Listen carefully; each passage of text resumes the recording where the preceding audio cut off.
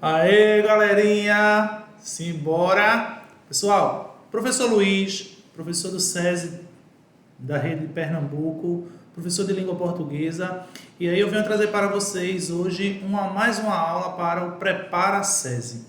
E hoje nós vamos fazer uma abordagem, principalmente aí você do segundo ano, sobre as relações intertextuais, nesse caso, a paródia. Pessoal, nós vamos fazer essa questão e ver aí as questões intertextuais dentro de diversos textos.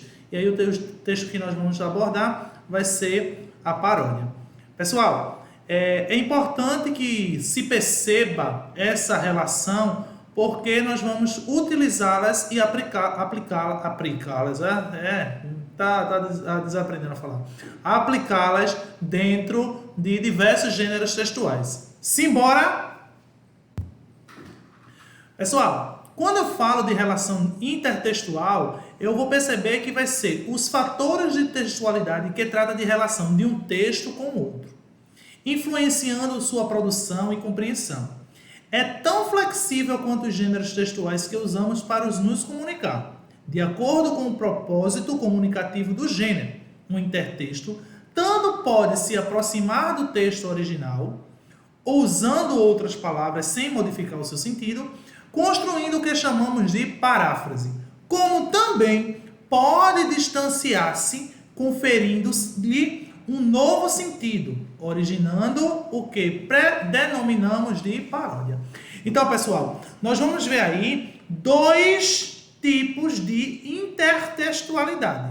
O que nós chamamos de paráfrase, que é aquela que está mais próxima do texto original, e aquela que nós vamos chamar de paródia, que é aquela que vai estar mais distanciada do texto original. Então, o que é que nós vamos perceber aí? Nós vamos ter o texto, e aí eu preciso parafrasear.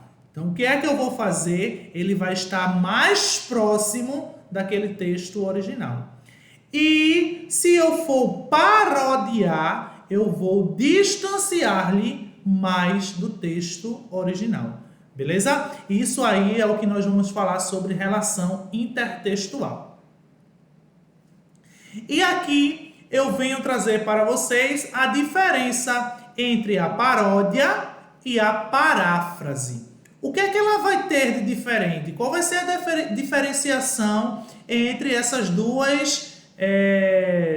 esses dois processos intertextuais? Nós temos intertextualidade das diferenças, é a paródia, como nós vimos. É a intertextualidade que vai trazer a diferença total entre esse texto. O distanciamento é maior entre os textos. Enquanto a paráfrase vai ser a intertextualidade da semelhança. Eu vou estar mais próximo do texto original. Na paródia, eu tenho um discurso que vai ser progressivo, o meu discurso ele vai estar em progresso. E na paráfrase, o meu discurso ele vai ser pausado, ele vai estar em repouso. Na paródia, eu tenho um efeito de deslocamento, até porque eu tenho essa diferenciação do texto original, enquanto na paráfrase eu vou ter um efeito de condensação. Na paródia, eu vou ter a deformação do texto, eu vou deformar esse texto, enquanto a paráfrase eu vou reforçar. Então, por isso que ele vai estar mais próximo do texto original, porque ele aí tem essa questão desse reforço.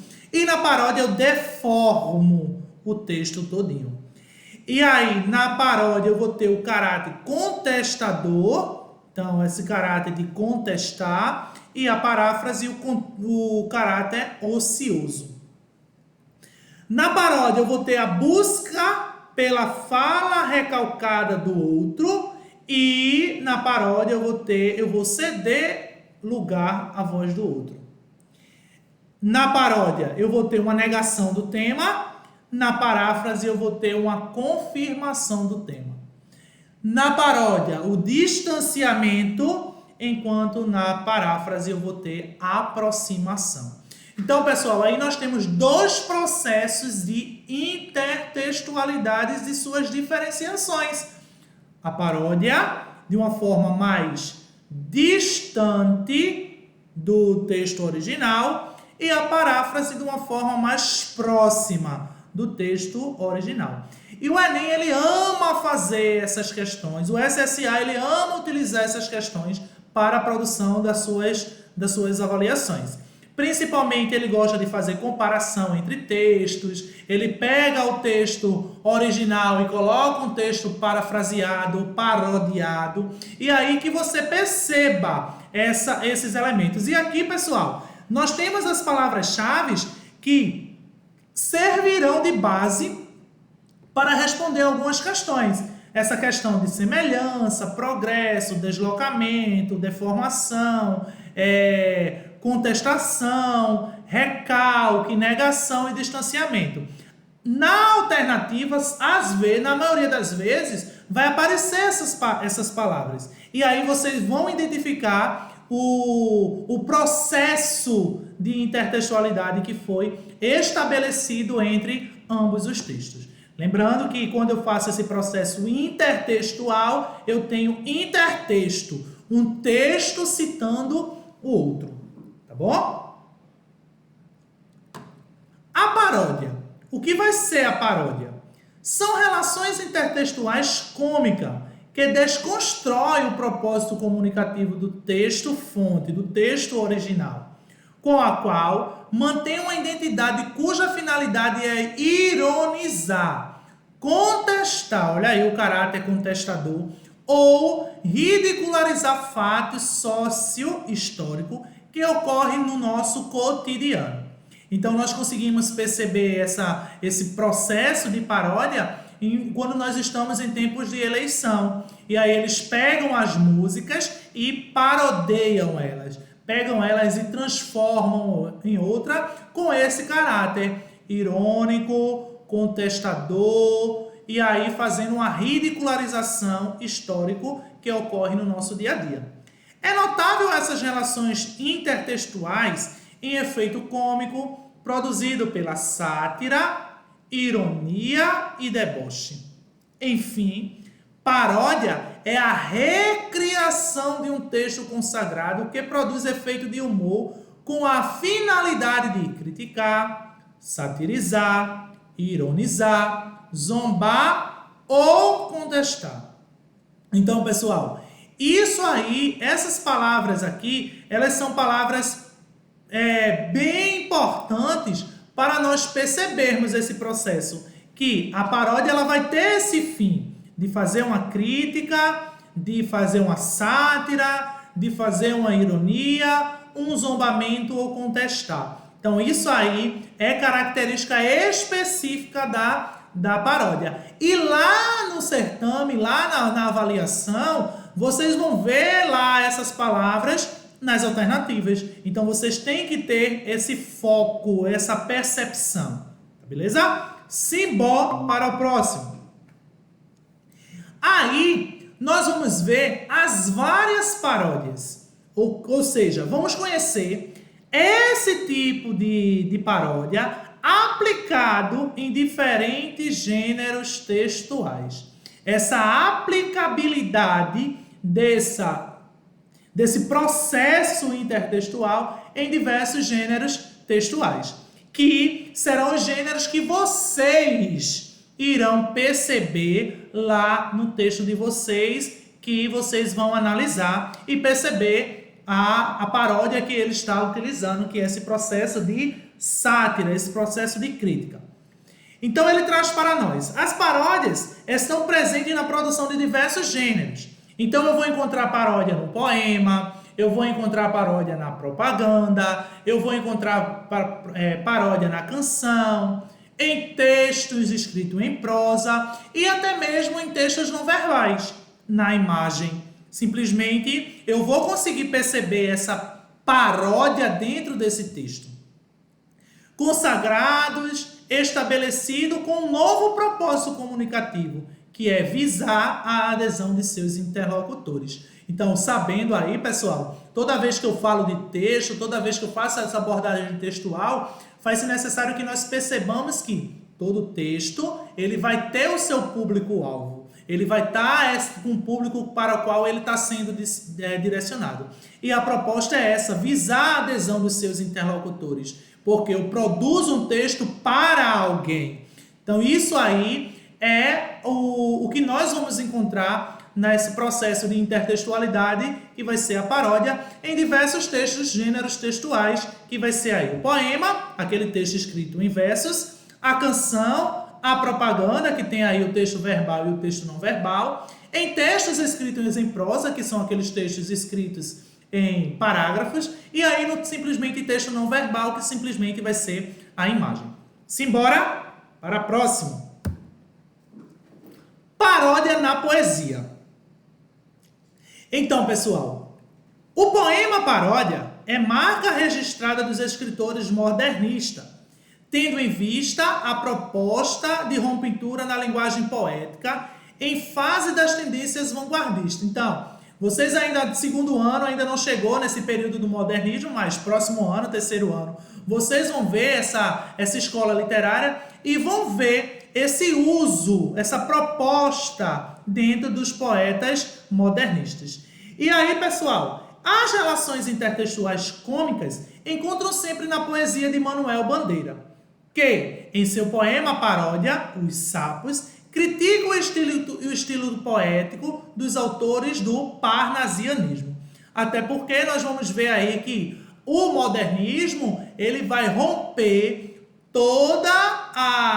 o estilo de literatura feito no passado, que foram as outras escolas literárias. E aí Manuel, ele vai criticar essa ideia parnasianista no seu poema Os Sapos. Aqui, pessoal, eu trago um exemplo de paródia na Canção do Exílio. Nós temos aí Gonçalves Dias, escritor pertencente aí à primeira geração romântica no Brasil. E aí Gonçalves Dias, ele vai trazer em seu texto a Canção do Exílio. Quem nunca escutou essa Canção do Exílio? E aí ele vai dizer: minha terra tem palmeiras, onde canta o sabiá. As aves que aqui gojeiam, não gojeiam como lá. Nosso céu tem mais estrelas, nossas várzeas têm mais flores. Nossos bosques têm mais vidas, nossa vida mais amor. Em cismar sozinho à noite, mais prazer eu encontro lá. Minha terra tem palmeiras, onde canto sabiá. Minha terra tem primores, que tais não encontro eu cá. Em cismar sozinho à noite, mais prazer encontro eu lá. Minha terra tem palmeiras, onde canto sabiá. Não permita, Deus, que eu morra sem que eu volte para lá, sem que eu desfrute os primores que eu encontro por cá, sem que ainda viste as palmeiras, onde canta o sabiá. Gonçalves Dias, aí pertencente aí à primeira geração do modernismo, no modernismo no Brasil, do romantismo, não é isso? E aí, do romantismo, primeira geração romântica, desculpe.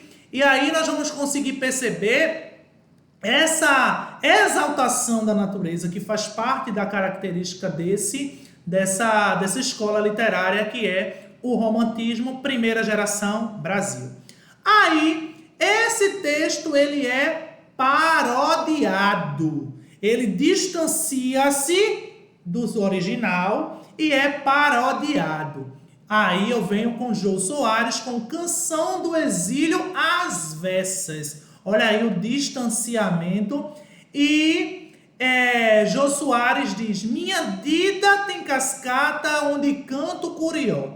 Não permita, Deus, que eu tenha de voltar para Maceió. Minha dida tem coqueiros de ilhas de Marajó. As aves aqui gojeia não fazem cocoricó. O meu céu tem mais estrelas, minhas vases têm mais cores. Esses bosques reduzidos devem ter custado horrores. E depois de tanta planta, orquídea, fruto e cipó, não permita, Deus, que eu tenha de voltar para Maceió.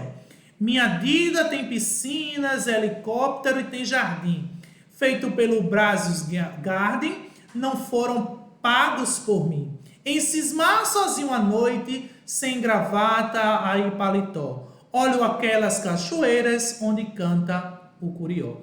Se nós percebermos, pessoal, a essência textual, ela é a mesma. Portanto, eu tenho Gonçalves Dias, primeira geração romântica, e Jô Soares aí na sua era mais modernista. Então, pessoal, eu consigo perceber esse processo intertextual e enquanto Gonçalves Dias ele tem esse desejo de exaltar e voltar para a sua terra, Jô Soares, ele vem com a canção Auxílio Avessas, ele não quer voltar para Maceió, ele tem um desprezo pela sua terra. Então, pessoal, eu consigo perceber aí essa questão da paródia no texto e o gênero textual aí foi o poema com a poesia, beleza? Vamos para outro. Paródia na música. As músicas, principalmente aí no período eleitoral, nós vamos ter diversas paródias. Aqui eu vou ver a canção paródia, é um recurso intertextual muito utilizado em programas de humor, pastelão, a exemplo de Os Trapalhões, Zorra Total, Pânico na TV. Eles utilizam esses exemplos de paródia, desde o personagem até as músicas que foram utilizadas. O uso desse recurso é responsável pelo efeito de humor gerado pela recriação da composição que musicalmente lembra a canção original, a fim de provocar o riso, a gargalhada. Geralmente as paródias nas músicas da parada de sucesso e de cantores conhecidos no Brasil e no mundo, a exemplo de Maria Bethânia, Roberto Carlos, Michel Teló e entre outros. Então eu vou ter aí diversas paródias feitas por utilizando essas músicas e com esse objetivo de trazer o riso, a gargalhada. Aqui nós temos uma música original, né, o texto original de Maria Bethânia. Nós vamos ter Grito de Alerta, que ele vai... Maria Bethânia ela vai dizer: primeiro você me azucrina, me entorta a cabeça, me bota na boca um gosto amargo de fel. Depois me chorando desculpas, assim meio pedindo, querendo ganhar um bocado de mel. Então, a música da MPB aí de Maria Bethânia, ela é parodiada pelo programa Os Trapalhões. E aí, pessoal, ele tem essa característica de trazer o riso. E a paródia foi: primeiro você me alucina, me dá gasolina, me dizendo que é mé. Depois que eu encho bem a caveira, você me conversa aí besteira, querendo me fazer cafuné. Aí eu tenho aí a paródia, Os Trapalhões de Mussum, até esse processo da fala de Mussum, que é o mé, que aí vai ser a cachaça, que tanto personagem ele tomava. Então eu consigo perceber essa intertextualidade pela qual nós nomeamos de paródia dentro de música. Pegou-se uma música da MPB, que de Maria Bethânia, e é colocado e é parodiada com a música Os Trapalhões de Mussum. Então, pessoal, aí nós temos esse processo de intertextualidade, a qual nós chamamos de paródia. Vamos para o próximo. Vamos perceber também o uso desse elemento dentro da propaganda. E aí ele traz para nós qual é o objetivo da paródia na propaganda. Que é um recurso intertextual muito explorado na propaganda, e aí propagandas publicitárias, que o objetivo é persuadir o consumidor, chamando a atenção para o produto que quer comercializar. Observe que na poesia ele vai fazer uma crítica, no poema ele vai fazer uma crítica. Quando eu venho para a música, ela já vai querer explorar o riso. Quando eu venho para a propaganda, ele vem com o poder de persuasão para fazer com que nós adquiramos o material, ou seja, o produto que ele está comercializando. Isso se deve ao fato de que, ao perceber a intertextualidade, o consumidor ativa seu conhecimento prévio, assimilando com maior facilidade o produto comercializado por associar o novo ao texto antigo. Então, pessoal, a propaganda, ela vai ter esse recurso também, ela vai utilizar esse recurso também na produção de seus textos, beleza? E aí, pessoal, nós vamos ver isso na nossa prática. Simbora. Olha aí. Quem nunca viu a obra renascentista, Leonardo da Vinci, e a paródia feita com o Bombril, na propaganda do Bombril. Então ele diz aí, ó, um Monbiju que deixa sua roupa perfeita, obra-prima. Então é o texto que eu tenho abaixo. Então, ele utiliza essa paródia, vai fazer essa paródia para que o consumidor perceba, ó, esse produto, ele é tão bom quanto uma obra-prima. Ele faz essa questão com aí a obra La Gioconda de Leonardo da Vinci, a qual nós conhecemos como Mona Lisa. Então, esse processo de paródia, intertextualidade, ele tem o objetivo de fazer com que o receptor faça uma relação com o texto original e perceba que a nova marca do Bombril, o novo homo, o novo amaciante do Bombril, ele é tão bom que vai deixar sua roupa tão perfeita, igual à obra-prima, que é a obra de La Gioconda, de Leonardo da Vinci. Então, pessoal, esses gêneros textuais, eles vão trazer esse recurso dentro de diversos textos, tá beleza? E no vestibular? Se nós fôssemos colocar e perceber uma prática, eu vou ver isso dentro de uma questão de vestibular. Como era que eu iria perceber isso dentro de um texto, dentro da minha prática, lá na minha questão do vestibular? Então eu trago uma questão aqui para nós resolvermos e vocês perceberem como é esse processo de intertextualidade. Lembrando, se é um processo intertextual, eu vou ter aí a presença de 2 textos para eu fazer essa análise. Caso não tenha o texto, mas o receptor vai automaticamente associar ao texto original. E aí ele diz o seguinte: quem não passou pela experiência de estar de lado de um texto e defrontar-se com a passagem lida em outros? Os textos conversam entre si em um diálogo constante. Esse fenômeno tem a denominação de intertextualidade. Então ele traz aí o que é a intertextualidade. E ele pede para que nós leiamos os seguintes textos. Quando nasci, um anjo torto, desses que vivem na sombra, disse: vai, Carlos, se guache na vida. E aí nós temos um poema de Carlos Drummond, né? Carlos Drummond de Andrade, que vem aí com algumas poesias. Esse texto, automaticamente, ele vai ter algo outro, é o texto original, lembrando que aí eu vou ter o texto original, e o segundo texto é o texto parodiado, que ele diz assim, ó, quando nasci, veio um anjo safado, o chato de um querubim, e decretou que eu estava predestinado a ser errado assim. Já de saída, a minha estrada entortou, mas vou até o fim.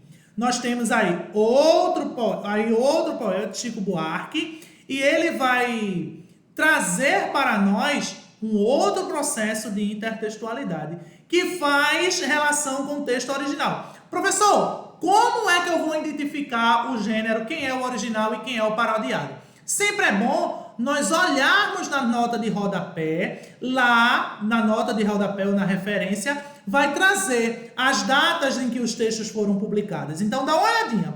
Quanto mais antigo, ele é o texto original. Então aí nós temos lá o texto número 1, produzido em 1964, e tem o número 2, produzido em 1989. E com isso eu venho para o texto 3. Observe a divergência que há entre ambos os textos. Nós aí vemos para o texto número 3, que diz assim: quando nasci, um anjo esbelto desses que tocam trombeta anunciou: vai carregar a bandeira. Carga muito pesada para a mulher. essa espécie ainda envergonhada. Nós temos aí a Adélia Prado, que vai produzir outro texto e fazendo uma intertextualidade ao primeiro e ao segundo texto. Como enunciado, ele diz o seguinte: Adélia Prado e Chico Buarque estabelecem intertextualidade, ou seja, um texto cita outro. Ou seja, essa relação faz referência ao texto 1, que é de Drummond. E essa relação de intertextualidade se dá por... Vamos ver? Reiteração de imagens, oposição de ideias, falta de criatividade, negação dos versos, ausências de recursos. E nós vimos lá logo no começo na nossa aula, eu mostrei a vocês que a paródia ela vai estar lá completamente distanciando-se do original. E aí, pessoal, nós vamos perceber a utilização desse recurso dentro da questão. Então, o que é que nós temos aí? Uma repetição de imagens, oposição de ideias, falta de criatividade, negação dos versos, ausência de recurso, ok? Então eu trago uma questão aí para vocês perceberem como é esse processo de interpretação textual dentro dos textos que nós vimos aí. Professor, só vai acontecer isso dentro desses gêneros textuais? Não, pessoal. Até a nossa produção, nosso texto dissertativo, argumentativo que nós produzimos para o Enem, para os professores, nós sempre fazemos relações com outros textos. Nós sempre buscamos informações em outros textos. E essas informações são informações que elas podem criticar, ela pode trazer o riso, ela pode fazer com que nós tenhamos aí uma visão periférica do texto. Então isso é importantíssimo que nós enxerguemos dentro de diversos gêneros textuais. Beleza? Então, pessoal, aqui é um pouco das questões que vocês vão ver. Nas provas dos vestibulares, nas provas do SSA2, prova do Enem, aí a galera que vai fazer como treino. Isso aí, pessoal, é questão certa. 2, 3 questões fazendo essa abordagem. E se você faz uma sequência de estudo aí com as aulas do Prepara-SESI, vocês vão ver que juntando todas essas aulas, vocês vão ver que as 12 ou 14 questões que vocês vão responder no SSA, vocês vão ver que estão trazendo essa abordagem, esses textos, para vocês perceberem esse processo de intertextualidade. Paródia, intertextualidade aí na questão da paráfrase, beleza? Valeu, pessoal! Aí eu tenho aqui para vocês... Quero agradecer a vocês, a frase que eu deixo para vocês aí, que você pode tudo menos desistir. Nós estamos aí vivendo em um mundo pandêmico, em um mundo completamente atípico, mas nós não podemos desistir, porque aí, nessa prova, você está carregando, você está colocando o seu sonho. Então, segue o professor, coloca lá no Instagram, dá uma moralzinha aí ao professor, para o professor ficar famoso. Compartilha, quando estiver assistindo ao vídeo, tira foto, tira o print, compartilha a foto para o professor ficar famoso e chegar no Domingão do Faustão, tá certo? Beleza, pessoal? Valeu, forte abraço, bons estudos e até a próxima.